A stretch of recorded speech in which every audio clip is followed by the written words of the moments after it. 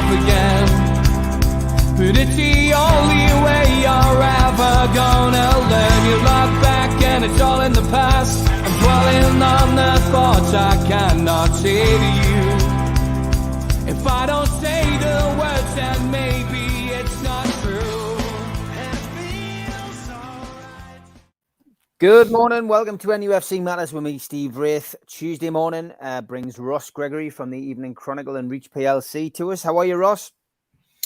Morning, Steve. Yeah, I'm good, thanks. How are you? Good. Yeah, all good, mate. All good. And plenty to talk about, as always, even though Newcastle United are still not in Premier League action. They're on their way to Saudi now, or in Saudi now, sorry, doing a little bit of warm weather training before the game on Thursday. We will come to that at some point. I just want to ask Ross, first of all, is it coming home? I don't know. I quite fancy the winners of the whole tournament to come from the France-England game. I just think both teams have got real strength, real quality. So it's going to be a tough one on Saturday night, though. Real tough one. Mbappe up against Kyle Walker fills me full of fear, if I'm being brutally honest. Mbappe up against anybody. That's no disrespect to Kyle Walker.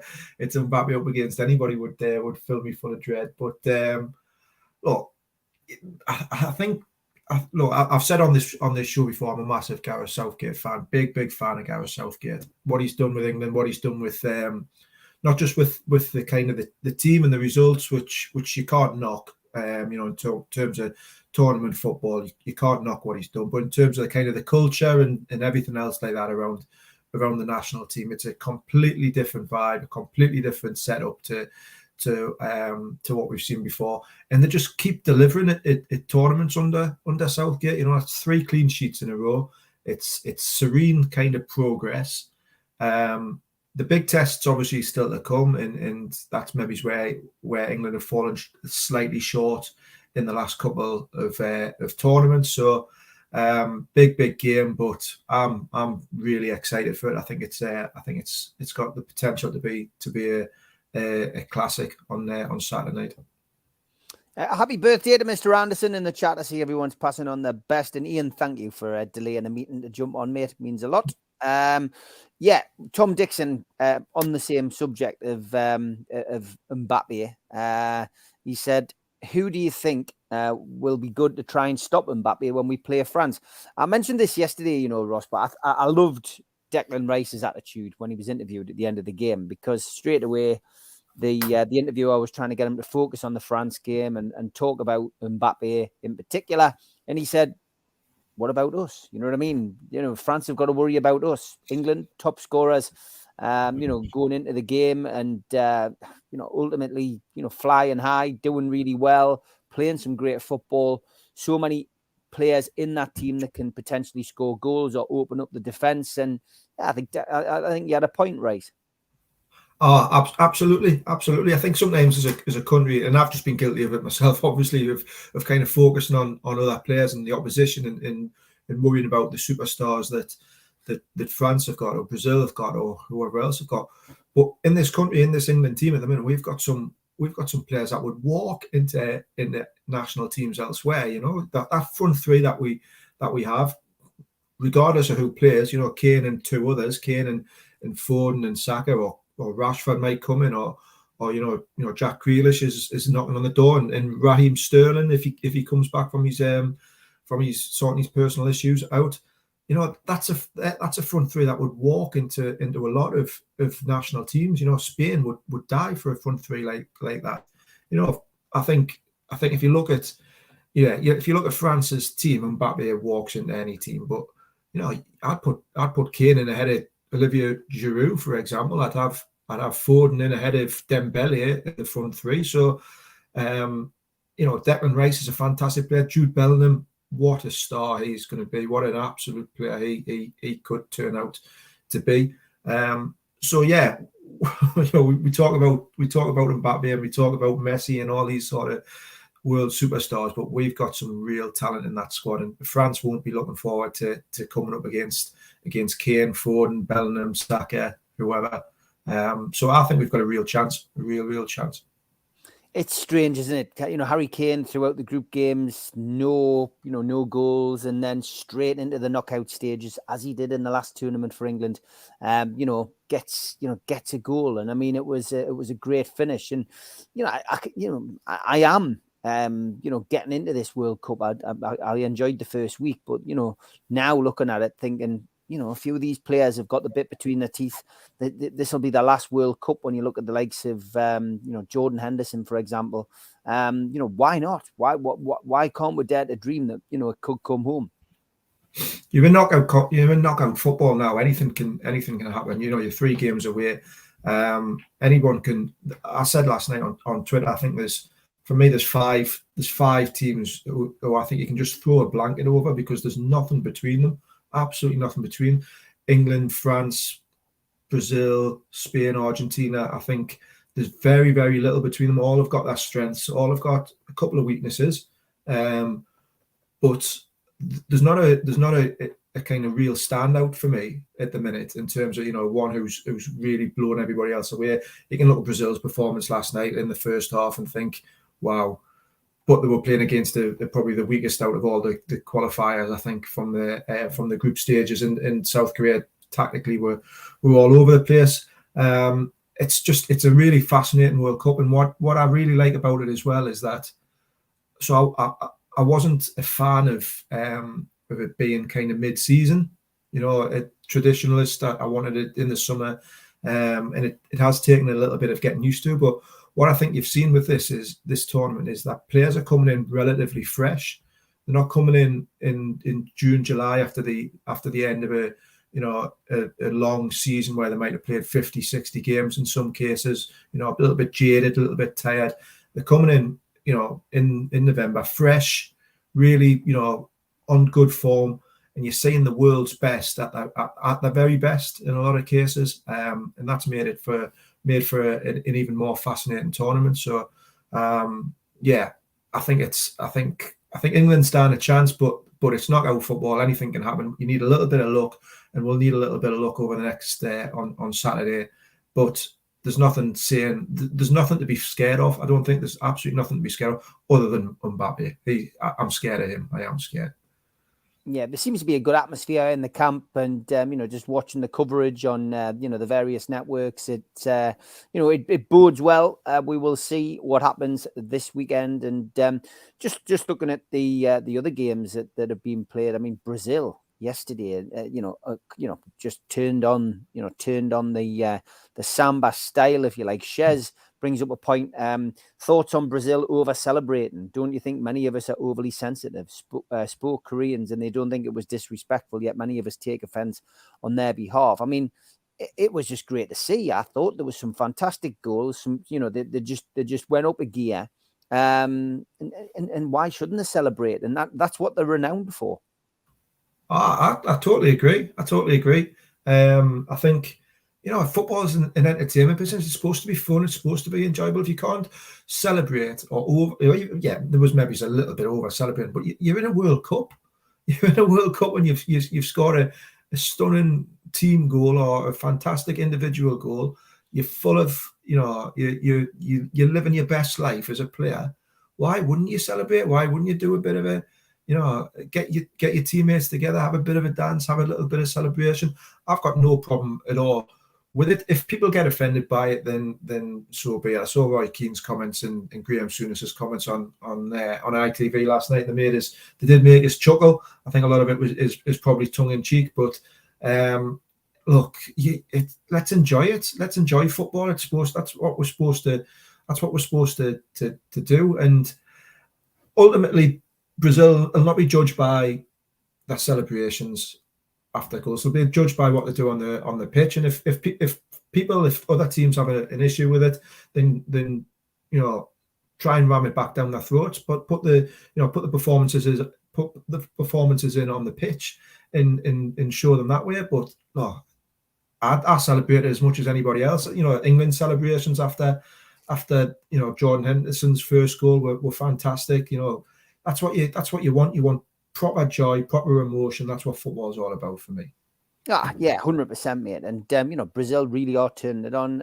Roger says, I said France from the start. Yeah, Brazil are now being Brazil, which I would agree. It's been something which I always expect to be. It's been some great football. There's some more to come. Of course, today the next round of 16 games, which kick off today, are Morocco and Spain, and Portugal and Switzerland. And of course, Portugal, Switzerland, we don't want to get too ahead of ourselves, but the winner of England against France, of course, as Tom rightly says in the chat, play the winners of that game. So that's who would lie in wait for England or France if they get through. Okay, on to Newcastle United. Tom Dixon asks, with Richarlison being on fine form for Brazil, do you think Newcastle should go in from January or the summer transfer window?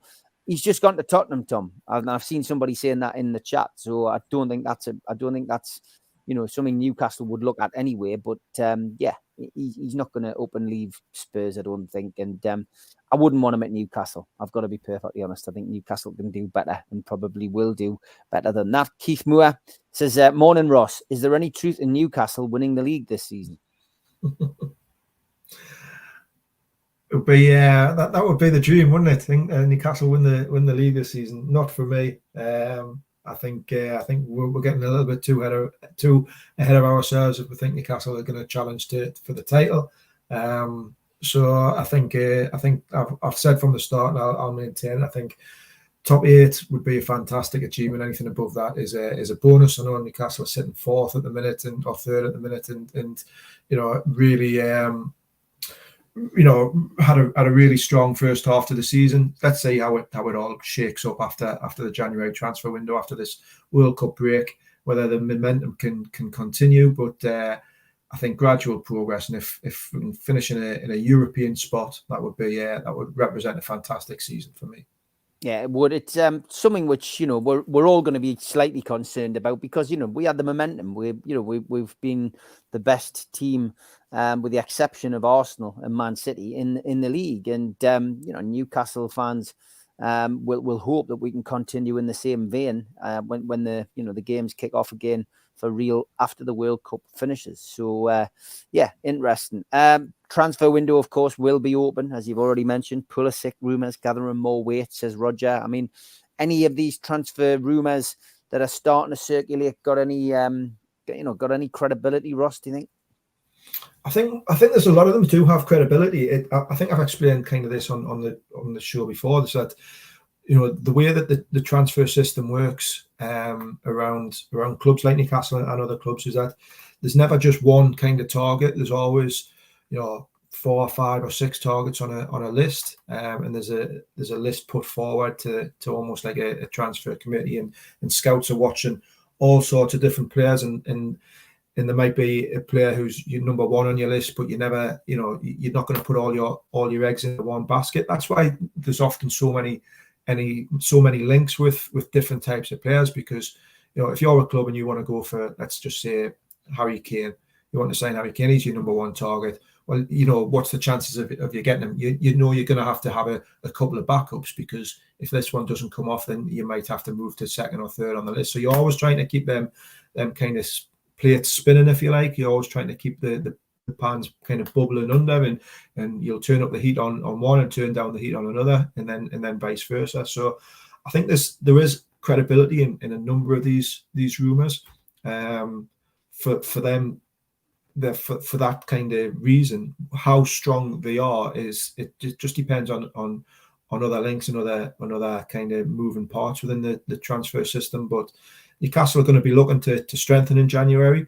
I don't expect it to be huge business and bringing in 4s and 5s like what happened last January, because there isn't the need for that. But I do expect one or possibly 2 to potentially come in. There might be younger players that are with an eye on the future, or that might be able to look and think, right, this person adds real quality to our squad, and if we can get him now, then let's do it and have that real push towards the end of the season. Ian Toon Trader says, how many do you think will sign in January, Ross? Yeah, a couple. I wouldn't be surprised if it was one or two. Like I say, a couple of, I wouldn't be surprised if there's a younger kind of player who comes into the squad who's maybe in that kind of gap between the 23s and the first team. Maybe he's not quite ready for the first team, but he's got a lot of potential. And then I wouldn't be surprised if there was another one, maybe two come in who are real, who can push for that first team place.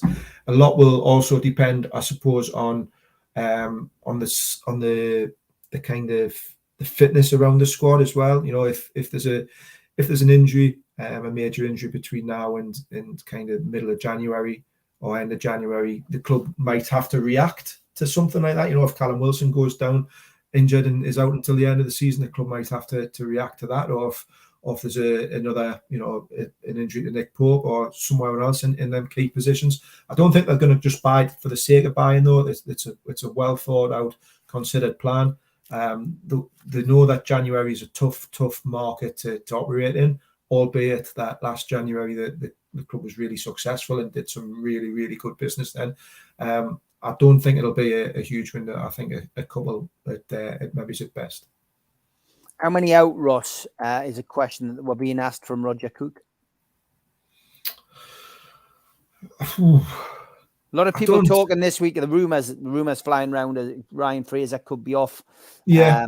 There were suggestions that Chris Wood might be offloaded to Leeds. Eddie Howe's very defensive of any talk of Chris Wood leaving, it has to be said. Jacob Murphy was another one that was chucked into the mix, which I find rather odd. But as I say, it's all rumors and speculation, which is what you're going to get. Ryan Fraser, though, not happy and not getting a game, so maybe that could have some legs. Yeah, I think the Fraser one probably has legs. I don't think Murphy will be going anywhere. I don't think Wood will be going anywhere. Fraser, perhaps. He's not been getting his game. He's always kind of niggled with injuries. I think he never seems to be. Unfortunately for him, he doesn't seem to be able to get a solid run of 10, 12, 15 games without some sort of injury, which then affects how much you're trusted by a manager. I think how much how you can find your form as well over a period of time. So I can see why Ryan Fraser would be somebody that they might want to offload and free up a space in the squad, and I can see why he's not happy and why he wants to leave.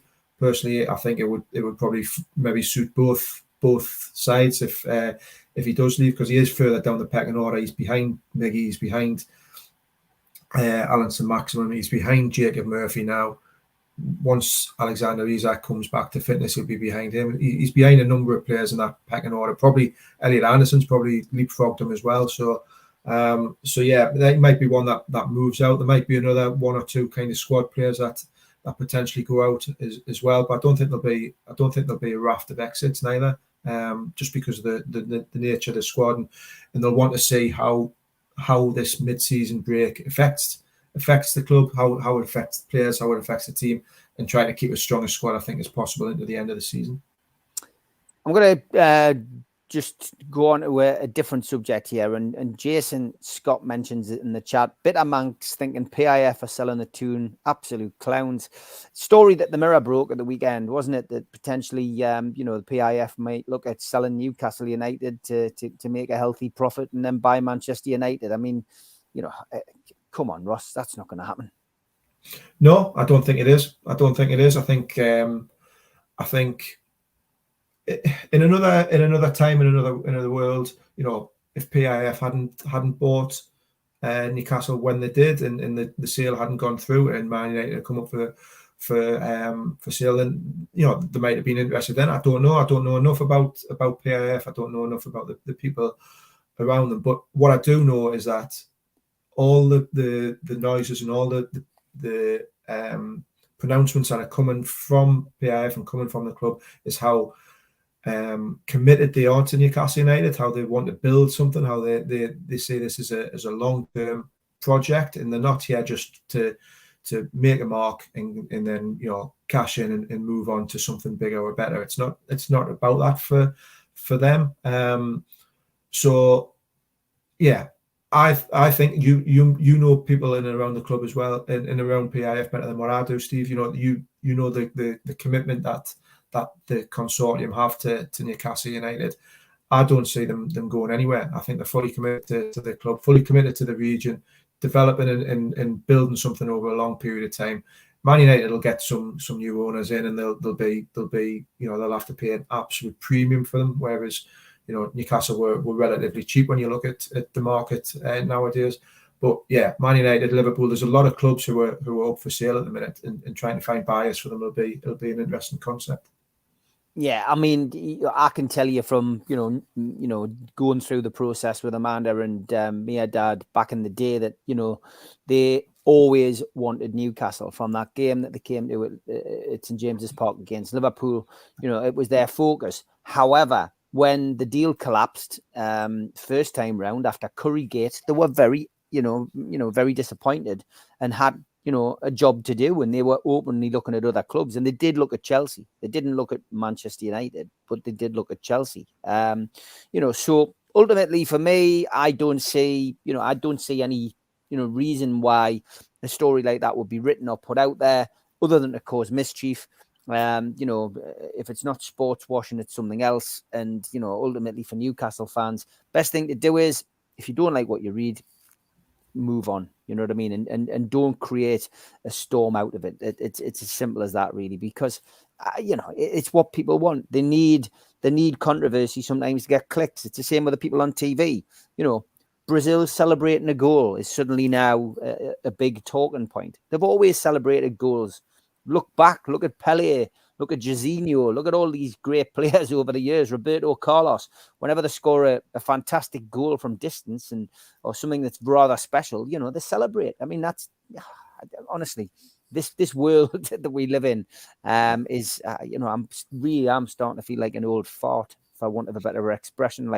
I think from a media perspective, Steve, I think it's such a crowded market, and obviously I work in the industry, so it's such a crowded market now. There's so many competing elements within media, whether it's blogs and fan blogs and fan accounts and YouTube shows and stuff like yourselves, and what we're on now, or whether it's kind of the more traditional media that have been around for a certain number of times, whether it's the rise of digital media has given everybody now a platform and everybody a voice, and you're competing for so many different with so many different other areas and eyeballs. You're trying to find a different angle. Sometimes you're trying to find something that's a little bit quirky. You're trying to find something that's a bit controversial. You look at what Talk Sport do with some of their social media stuff.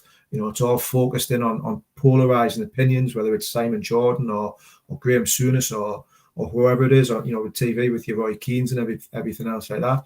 There's so many experts now as well who are always willing to come in and give an opinion. So the Newcastle in the Saudis piece, I think there was a piece that was in the Athletic. It originated in the Athletic where it was one of the how we see these football professors, these economics professors, your Kieran Maguire's. This one was Simon Chadwick, I think, who said, "Oh yeah, I think Newcastle might be, PIF might sell Newcastle and look at Man United." And sometimes they take a quote and it can just be then built into something else. There's so many eyeballs, and so I'm not trying to kind of defend some of the stuff that happens and some of the stories that are written. I'm just trying to give it a little bit of context as to why it is.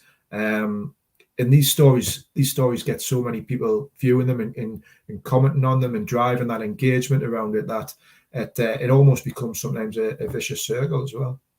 Yeah, it does, mate. It does. Yeah, I mean, there's a few comments coming in. Ross, from a journalistic perspective, does nonsense like the PIF for Man U happen just for clickbait and attention? Does it damage the reputation of journalism? I mean, I'll take the second part of the question. You've answered the first part, but does it damage the reputation of journalism, Ross? It's a really interesting question, that, John. Really interesting question. And we probably don't have enough time or kind of scope to discuss it. I could sit here all day and discuss kind of the reputation of journalism and the way that journalism's gone over the last kind of 20 years. I've been in the industry now for 20 years, and I've moved from an area when I started off as being a young writer and reporter and covering matches and covering clubs and all that. Now I work. My main role now in journalism is is a bit more kind of behind the scenes, a lot more management. But looking at the brand, looking at the reputation of our brands, and working on how we can make our brands more trusted, how we can get more loyal readers onto our brands rather than just chasing a headline, which you'll get a spike on our numbers in a short spike. That's great short term, but what we need is sustainability. What we need in journalism, it's a very, very difficult I'm not, get your violins, our smallest violins in the world, but it's a very difficult kind of market at the minute. It's an industry at the minute. It's changed so much. But we need to be sustainable. We need to be trusted, and we need to have loyal readers who will trust our brands and keep on coming back and coming back and coming back. The only way you can do that is there's a number of ways you can do it, but one of the main is by having really good, strong, trusted journalism in stories in reporters that people really trust. So some of the stuff, clickbait, I get where people are coming from. I can understand why people think like that. But we as an industry, I promise you, we're trying to make our products and our brands as trusted as possible, because we know that is the only way that people like yourselves will come back and read our stories regularly. At the same time, as journalists, you don't get everything right. Nobody's got to think. Nobody will get everything right, and sometimes you can make an honest mistake. Sometimes you can write a piece with a kind of the best intention and the best kind of the best understanding of what that is at the time, and a story can move in different ways, shapes, and forms. So, and you've always at times got to give it different voices a say and different opinions, and we try to get fans involved a little bit more now, and readers involved in getting their voices. Some of the stuff I've talked about on this show, where we've asked for people's verdicts on surveys, and what would you want to do with St. James's Park? What would you want to do with the training ground? Where what about the naming rights? All these sort of things that we've discussed previously on this show, I think is part of where journalism is moving to as well. It's giving readers and giving fans more of a voice and more of an identity within our brands as well. So I hope that answers the question. I fear it probably hasn't, but I'm it's a fascinating subject for me. It's fascinating, obviously, and I do like to try and give a little bit of context to some of the stuff that goes on in the industry and in journalism when I'm on this show. Yeah, you can only answer for yourself, mate. You can't answer for every journalist, across the world. So thanks for doing that, mate. And we're going to have a quick ad break. We will be back after this. A big thanks to all our sponsors, starting off with Skips and Bins.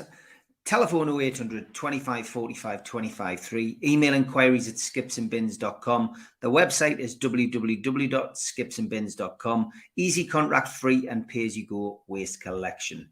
Thanks also to Garden of Healing Dispensary, CBD hemp and cannabinoid specialists. Find them at thegohd.com.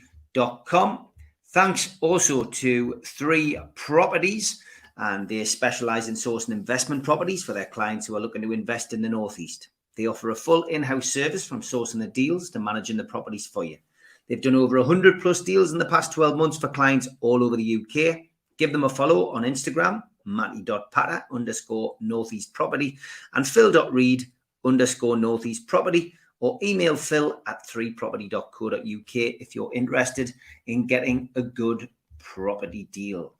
Big thanks also to Mr. Vicky's sauces, handmade in Cumbria. You can find them at mrvickys.co.uk, or order some of the sauces by calling 01768 210 102, or emailing info@mrvickys.co.uk. Thanks also to Blowhole Brewery, and their cans are vast and in the shape of the old Newcastle United strips from the 1990s. Bonnie Blonde, Geordie Juice, and Fog of the Tyne. Some great beers. Get yourself to blowholebrewery.co.uk to order your cans in for the festive period. Thanks to Media Arts for all the help with the video side of things. And thanks to qtechshop.co.uk, makers of pool tables and snooker tables in Wallsend, Newcastle. If you want to subscribe to the channel, hit the subscribe button on the bottom right-hand corner. Hit the like button and click share please join the channel as well to support us. We're also available as a podcast on iTunes, Spotify, and other podcast providers. If you want to join the channel, you can use this QR code or just go to nufcmatters.com and look for membership pack. If you join in that particular way, you get a scarf, a cup, a pen, and a membership card, and entry into the monthly draw. We also give you a free car sticker. All you need to do is subscribe to the show and then email John at nufcmatters.com to claim it. We also support the food bank on this channel, nufcfansfoodbank.co.uk.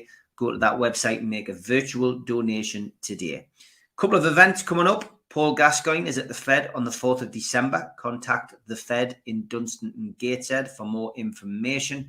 And Peter Beardsley, 20 tickets left for this, is at St Dom's Catholic Club in Newcastle on the 10th of February next year. Contact St Dom's via their contact details on their website or on Twitter. If you're looking for a Christmas present for a Newcastle fan, you can go to badboysbooks.net. You could order a copy of Enemy from the Bender Squad to the Gremlins, or the last remaining copies of Black or White, No Grey Areas by Lee Clark and Will Scott. If you're looking for a Christmas jumper for your night out, go to nufcmatters.com and get your Bruno jumper today. Lots of comments coming in. Stephen Walker says, spot on, Ross, but why is there a constant pick at NUFC by everyone? I personally think it's targeted at the Northeast because we're so damned grounded. Roger says that was a respectful answer, Ross. And Sutty says, when it comes to journalism, that's why I respect what the likes of Liam and Gibbo have to say, because they keep it real and factual. So lots of opinions on that, and I'm sure it'll come up again. But like I say, if you don't like what you hear on TV or listen to on the radio or read in the paper, you don't have to read it, you don't have to watch it, you don't have to listen to it. If you don't like what you see on this podcast, you don't have to. It's one of those things. It's called a choice. So just remember that in future, I guess, if if you're going to do that. Jason says, I could listen to Ross, Gibbo, Liam, and Andrew Musgrove all day. They're all level-headed and no bull. So there you go. Plenty of positives coming in for you, Ross. It must be nice when you get a little bit of praise like that, which is good. Tom asks you a question though. He says, Ross, do you think Maximin can play a major part when the season starts again? Last night on the fans forum, we had Kevin on and Darren, and they were talking about ASM potentially, being surplus to requirements might go. It was a topic that came up in the chat. I mean, I don't think ASM will go in the transfer window in January, but I think somehow there could be a move. I would agree with you, Steve. Yeah, I think it's quite a big 6 months for him in that sense, because he's obviously had his injury issues. He's somebody at the start of the season. He looked really, really sharp, and he looked like he'd added a different element to his game where he was releasing the ball that little bit quicker and being a little bit more of a kind of team player, which I think is very, very important to Eddie Howe and this Newcastle setup. They're not trying to build it on big egos and individuals. It's very much a collective and in a team ethos. He'll start in the friendly, I'm sure, on Thursday, and with this break, it's probably come at a good time for him because it's allowed him to hopefully get his fitness up, and we saw him in flashes before the break, and he didn't quite look like he was 100% up to speed. Obviously, after a bit of a layoff, if ASM can produce the form and the ability that we all know that he's got, and he can marry that with the kind of the work ethic and the team ethos that Eddie Howe and Newcastle demand, then I think he'd be a real key player between now and the end of the season. I do worry a little bit about his fitness record, but on his day, he's unpredictable. He's talented. He would be a great asset. It's just whether you can get him to fit into the way that Newcastle really want to play. Yeah, 100%, mate. I just think he's just not happy, being second fiddle, because there's a lot of players who are better than him at the club now. And he was brilliant when Newcastle weren't as good. But it's interesting. I never thought this situation would happen. I did expect this situation to happen. Coventry City have been issued an eviction notice by their stadium's new owners. Now, who is the stadium's new owner, I wonder?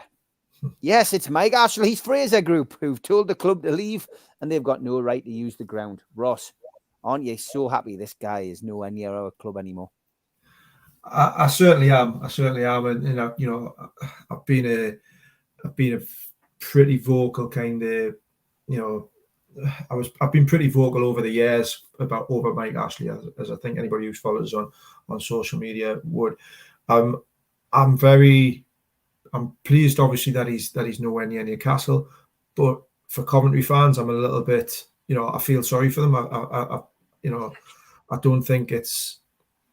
I just worry for them. I worry for them, and I worry for any club that obviously has ownership issues, that has financial issues, because I would hate to see any club in trouble, in turmoil, in danger of going out of business. And Coventry have had no luck whatsoever over recent years. Some of it obviously self-inflicted, but I'm talking mainly about the fans. The fans have had no luck, and let's see how this one plays out. I wouldn't be surprised if it's maybe a precursor for Mike Ashley coming in and maybe he's looking at full kind of ownership of the club. At the minute, he's obviously snapped up the ground, or the Fraser Group have snapped up the ground and are kind of making putting their weight around and making that presence felt. So it's a real interesting one to keep an eye on. Like you say, I'm really pleased Mike Ashley's nowhere near Newcastle now, but hopefully for Coventry fans it all works out for the best. Yeah, good luck to them. It's just an awful situation for any football fan to have Mike Ashley anywhere near your football club. But as I say, from our perspective, good riddance to bad rubbish. Mike Ashley had no interest in football whatsoever. It's all about lining his own pockets. Very true. Nice to see you on here, Chelsea Darts. Thank you for coming on, and to Humble, and to Fox Cub. Thank you for jumping over. Have you been impressed by Kual when he was played for Australia in the World Cup? Would you bring him into the first team squad in January, or is the agreement that he stays at current club in Australia? It's an interesting one. He became the youngest person since Pelé to play in a World Cup. What did you make of him, Ross? The bits I saw of him, he obviously looks sharp. I think he looks raw still, but he's obviously an exciting talent. It'll be interesting to see what they do. I think the work permit issues need to be resolved, and it might be that he goes out on loan to a club in Europe to get a little bit more experience. I think that's probably be the best avenue from the best route from. But it kind of goes back to what we talked about or touched about earlier on in terms of bringing those young players into the squad, picking up some of the best young talent in and around around the world, really. If you look at where the club's scouting and then seeing if they can develop them, it's a model that's worked pretty well for other clubs. I'm thinking, Chelsea in particular, they scout a lot of young players and bring them in and then put them out on loan to different places to help their development, and hope that one or two will kind of really flourish, and then they'll come back into their first team squad and kick on from there. If it doesn't quite work, sometimes they'll sell them on and make a profit or certainly get their money back. So it's a different model, and I do think Newcastle are looking to bring in a lot more top quality young players, and Kual's just the first off the list, I think. Yeah, definitely. You have got a little backlog of questions here. David Vetch, just going back to England, says, do you think we could double up against Mbappe, maybe using Walker and Trippier? Could do, yeah. I think in an ideal world, obviously it's a system Gareth Southgate's quite liked, in terms of almost like a 3-4-3, having Kyle Walker as the right-sided centre half and Trippier is a kind of wing back. And I'm fairly certain that'll be going through his thoughts. The problem that you've got now, though, is that if you play that system, that 3-4-3 system, is who do you drop out of the midfield three? Declan Rice, I don't think you can drop. Bellingham, you can't drop. Henderson's been superb for the last two games. He's been outstanding, and I'm a big Jordan Henderson fan. I don't think you can drop any of them three. So how do you? do you change your team to try to counter one player, or do you keep what's worked well for England, which is that midfield three's been excellent, and the front three's been really good as well. So I'd be surprised if he changed ultimately from a kind of 4-3-3. That's worked so well. He might just tweak it, the personnel, and have Declan Rice playing slightly right sided, or Henderson playing slightly right sided to help Kyle Walker out. But we'll see. Yeah.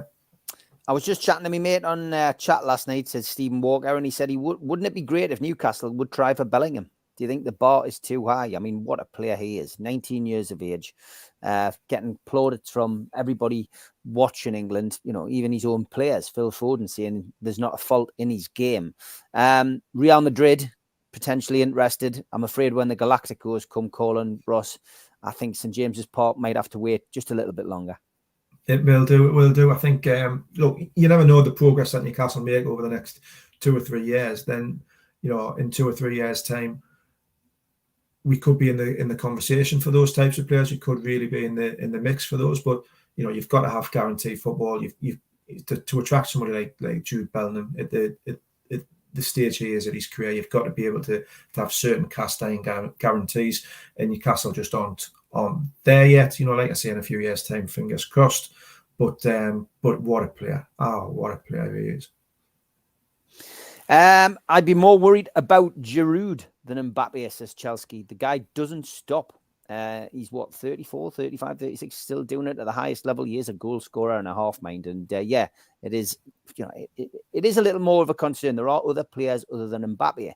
Fox Cub says, would love Bellingham at the tune. God, it would be a dream, that, wouldn't it? Chelsea have apparently questioned for Bellingham 134 million. Real Madrid or Chelsea, he's going to pick Real Madrid, isn't he? And on Lewis Morning, he says, what a player Bellingham is. Unreal to have him in your team.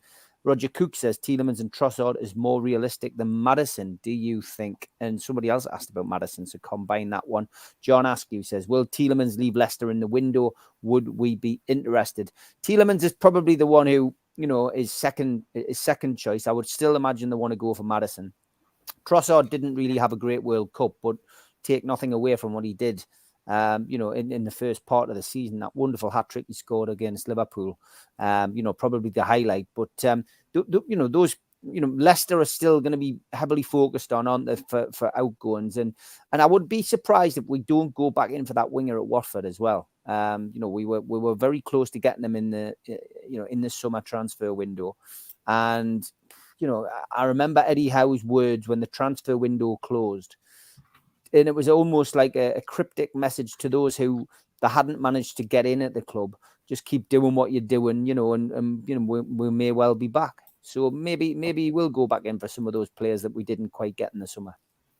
Yeah, I think Newcastle they've shown with obviously the search for Botman and players like that they're willing to be patient and they've got their targets that they want to pursue, and they're at the top of the list. Maddison's obviously somebody that they're really keen on in the summer. Trossard's name's come up a couple of times, and he's an excellent player. Tielemans is really decent Premier League player as well, and obviously his contract situation makes it even more intriguing one. I don't see any of them three leaving in January, leaving their clubs in January, if I'm being honest. I think January is a really tough market. But yeah, I'd love to see, I personally, I'd like to see all three. I think all three would improve Newcastle's squad at this minute in time. But we say this kind of every other week, or the competition for these players is really intense. If you're looking at Tielemans, then Arsenal are really, really keen on Tielemans. If you're looking at Maddison, there's going to be 3 or 4 clubs who are keen on him. Trossard as well. I think Newcastle will be in the mix for these types of players, absolutely. But I don't see anyone of that ilk kind of moving in January. Yeah, Gakpo's had a great World Cup, Tom. Again, not sure whether Newcastle are interested in him. And it was, of course, how Pedro, Les says Pedro did sign a new contract, possibly to protect a fee. And that was the kind of mindset we had when the transfer window closed. That would be the reason that he would have signed a new contract at Watford. But he seems very keen to come to Newcastle. And I think that's more realistic. You look at the signings that Newcastle have made. Yeah, they're not afraid to spend money, but they're not going to be held to ransom, and they're not going to pay over the top of players. But Pedro's price didn't, is reasonable, and I think he'd fit in. Remember as well, it's all about fitting into that dressing room and not unbalancing the team atmosphere that they found. And bringing a big name player in would do that. Certainly, somebody who's used to being a big fish in a slightly smaller sea coming to Newcastle may well rock the boat a bit. So that it's all that is all going to be taken into consideration. Sutty says, when we've got a full strength squad, I'd play Isak, Wilson, and Almiron as our top three. ASM could be used as an impact sub, and Isak could move into striker role, as I feel Wilson will not last 90 minutes every game. It's a good suggestion. It's why Eddie Howe gets paid the big bucks. And Chelsea says, Steve, how long until Newcastle become an established top 6 team playing in Europe every season? I'm delighted with Chelsea getting and Kunku. What a fantastic player he is. I genuinely think that Newcastle will be able to maintain that level once they can sign on more players. The financial fair play is restricting Newcastle at the moment, but I think eventually they will be there in maybe 2 to 3 years' time. It might happen longer. The big test, Ross, is that first season in Europe will tell us a lot, because suddenly you're not just playing, 1 or 2 games a week. You're playing 3 games a week, and that's then the traveling. All of that has to be taken into consideration. That's when you find out how good your squad is. Absolutely, you're absolutely bang on. It's quite brutal in terms of the relentless kind of nature of traveling. And people say, it's only an extra game on a Thursday or a Wednesday or whenever it is that you play, but it disrupts your preparation. During the week for the Premier League, you come back from a game. Say Newcastle qualify for the Europa League, and they're playing every Thursday night. Then all of a sudden, your match day is now on a Sunday. You might be getting back from I don't know, Kiev on a Friday morning. When's your prep for that Sunday game? It's Saturday. You pretty much got Saturday or half a Friday and a little bit of Saturday to do your prep. It just becomes so much more intense, so much harder. You're going to need a much stronger squad. And we've seen it with plenty of other teams over the years when they've got into Europe. Them teams that have kind of come in a little bit smaller teams, your West Hams, your Leicesters, so on and so forth. We saw it with Newcastle last time. Newcastle were in Europe under Alan Pardew. When we finished 5th, it didn't strengthen the squad in the summer. Brought in, I think, Vernon Anita was the only player who came in that summer, and it just became too much for the squad to be going, playing every midweek and every weekend for 6, 7, 8 weeks in a row. So yeah, that'll be a real big test. I think it'll be slightly different this time in the sense that if Newcastle do qualify for Europe, I would expect to see a real strengthening of the squad in the summer to accommodate and counter that. But yeah, that'll be the challenge is being able to consistently play at that level over a period of seasons, and that's why the big teams have the big squads and spend all that money so they can do it and rotate as best as possible on a Saturday and then a midweek. Sutty says, I mentioned on last night's show about any announcements from the club about sponsor partners whilst out in Saudi, and I see the Newcastle official page have announced STC as a partner. Yeah, there'll be more of that, Sutty. They've got people in the places to do the jobs now, They've got Silverstone in, they've got Darren Eales in, there'll be a lot more of this, but the main sponsor, the big sponsor that I think everybody's interested in, I don't think will come until probably the end of the season. It may come earlier, but just the feeling I've got, I think it might come later. John Askew says, morning, everyone. Do you think that our surprising progress and the chances of a top 4 finish will alter our transfer thinking? Do you think we'll push the boat out? He also asked, lads, is the key to success at the moment the Band of Brothers mentality, and could this be negatively impacted by the so-called marquee signings? It's something we've just been speaking about there, and I missed that question earlier. Sorry, John.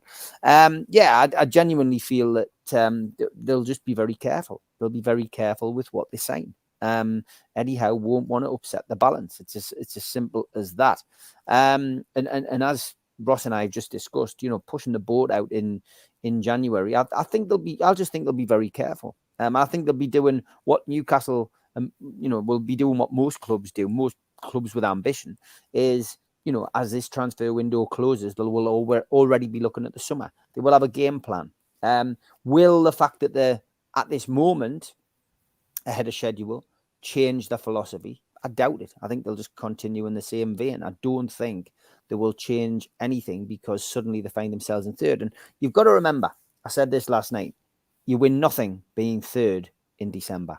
You know what I mean? A lot can change. We could have a horrendous January and suddenly Newcastle are out of the European positions. You could be out of the Carabao Cup and you could be out the FA Cup. And suddenly everyone's depressed, and it's all of that negativity surrounds it, and that's what you've got to be prepared for. You just got to be prepared. I don't think that'll happen, by the way, but that's what I'm saying. It football changes, Ross, doesn't it? And you should never be surprised with what happens in football. No, I mean, it's a really, really long season. I've said this before. We don't know what the impact of this little break's going to have done for the World Cup. If it's going to affect team's momentum. Newcastle had really strong momentum going into the break. How do you come back out of this? How do you prepare? How do nobody's had this before. So all the clubs are in the same boat. So it'll be interesting to see how teams kind of come back after the break. You always used to see kind of the odd surprise result, didn't you, over Christmas and Boxing Day and New Year's Day, because teams are playing every 2 or 3 games and every 2 or 3 days, and there used to be the odd little shock result where a bit of a coupon buster. Will you see that again? We just don't know. And then coming into kind of the March, April time, where it's the real business end of the season, we've seen it before where you have teams that are you think, right, West Ham nailed on for a top 4 finish, going to upset the apple cart, get in the Champions League, and they're just because of the relentless nature of it and the long old season, they just fall away at the end because the squads aren't quite strong enough, or the players aren't quite mentally strong enough, if you like, or able to handle them big pressure moments. So that'll come for Newcastle as well, potentially, where you get into big pressure games. We saw when Newcastle played Arsenal last season at the end of last season. Now Arsenal were almost nailed on for a Champions League place at one point, and just fell away. And that was a lot of that was down to the mentality. The young players in the squad couldn't handle that kind of pressure. Had never been in that situation before. Newcastle took advantage at St James's and absolutely demolished them. But it could be that Newcastle will be in that same boat at the end of this season, where you're playing in high pressure games and where you've got to win to qualify for Europe, or you've got to keep pace with the teams around you, and it just creates a different feel to a game as well. So all these different pressures and challenges will be interesting to see how Newcastle cope with it. Hopefully, if they're still in the mix come kind of April. Just a little mention to the academy prospects. Lewis Miley, Alex Murphy, Dylan Stevenson, Jay Turner-Cook and Joe White. They've all joined Newcastle United's first team training camp in Saudi Arabia. Obviously, a few gaps left by those still participating in the World Cup. But that's a fantastic experience for those academy players, isn't it, Ross? It is. It's a great experience, even if they don't get many minutes, even if they don't appear on the pitch at all. Just to be in and around the squad, training every day with world-class players, under some really top draw coaching with Eddie Howe and his management and coaching team.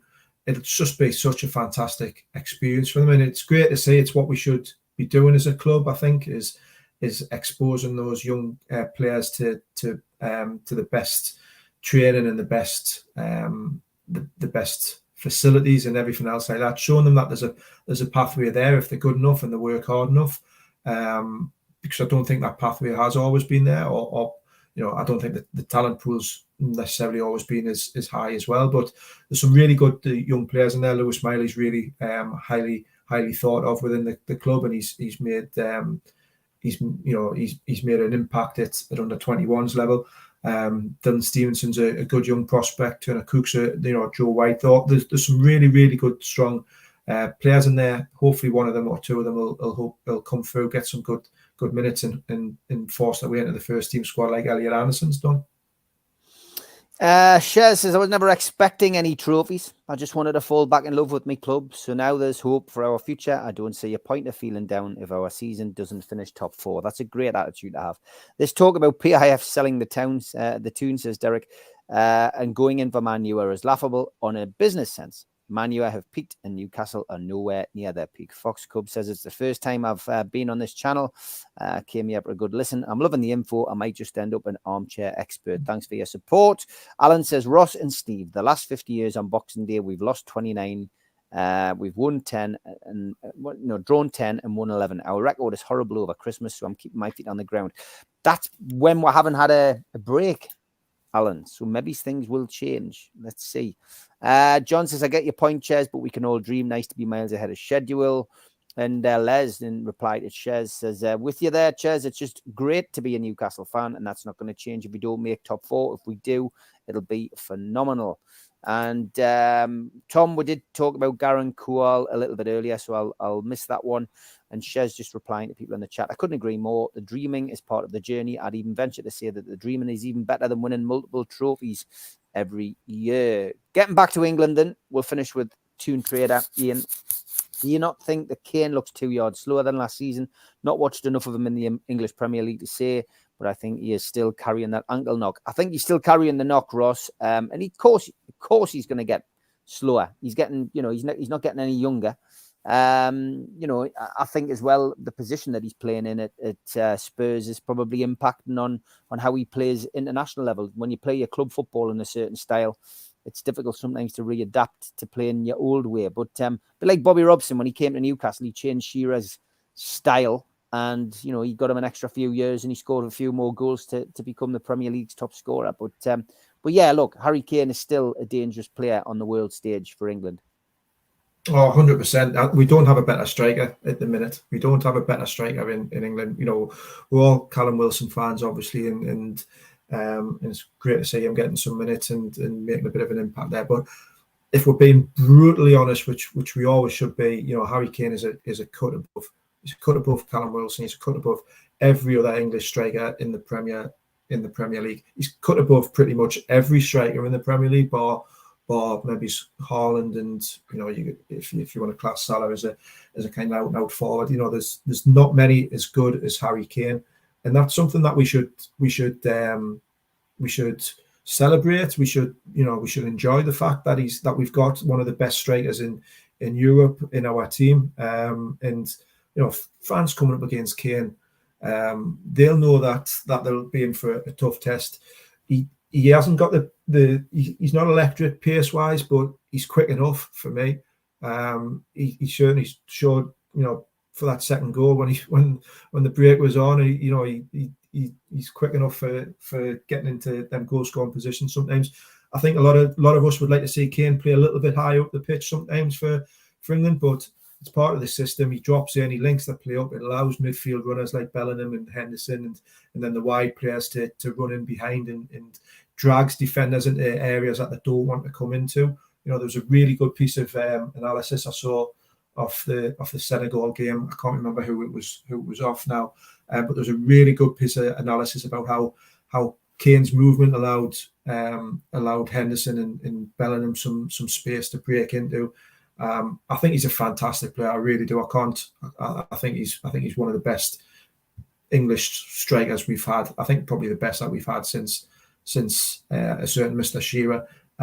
He'd probably go on and break Shearer's Premier League record as well, unfortunately.